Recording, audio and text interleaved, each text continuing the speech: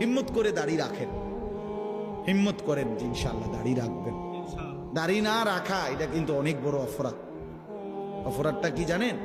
অপরাধটা হলো যে ব্যক্তি দাড়ি কাটে নিয়মিত, আমার কাছে মনে হয় সে আল্লাহর সাথে বিদ্রোহ করে এবং আল্লাহকে বলে ডাইরেক্ট যে খোদা আপনি দিবেন আমি কাটব, আপনি দিবেন আমি কাটব, আপনি দিবেন আমি কাটব, আমি বেড়া হইলে আপনি খোদারে দেখায় দিব, আপনি দিতেন পারেন কতক্ষণ, আমি কাটতে পারি।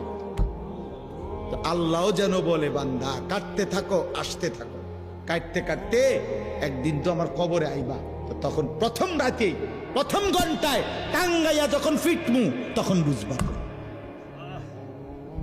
মাতবরি ছুটাই দেবো তোমার প্রথম ঘন্টাতে দেব, কবরের প্রথম ঘন্টা।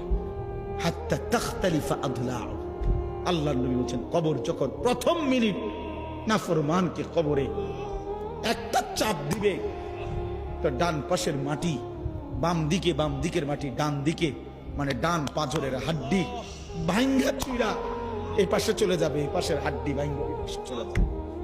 এক মিনিটে নাফরমান সোজা চুরচুর হয়ে যায়। অহংকার করো, মাতবরি দেখাইও না। সবাইরে বললাম কেউ বড়াই করেন না। যে নারী বেপর্দা তারে বইলেন তোমার এই রূপ যৌবন পোকা মাকড়ের ঘরে চলে যাবে, কবরে। অসংখ্য সুন্দরী নারী এই পৃথিবীতে কবরের খোরাক, মাটির খোরাক হয়েছে। আল্লাহ তাআলা আমাদের সবাইকে তৌফিক দান করেন। হিম্মত করলাম তো ইনশাআল্লাহ, 5 ওয়াক্ত নামাজ পড়বো তো ইনশাআল্লাহ। আল্লাহ তৌফিক দান করেন।